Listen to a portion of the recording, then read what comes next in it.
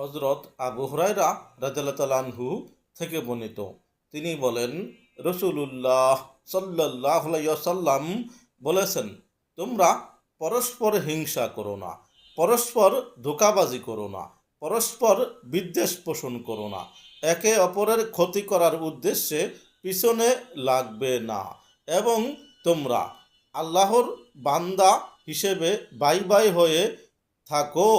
এক মুসলিম অপর মুসলিমের ভাই, সে তার উপর অত্যাচার করবে না, তাকে অপদস্থ করবে না এবং হ্যায় প্রতিপন্ন করবে না।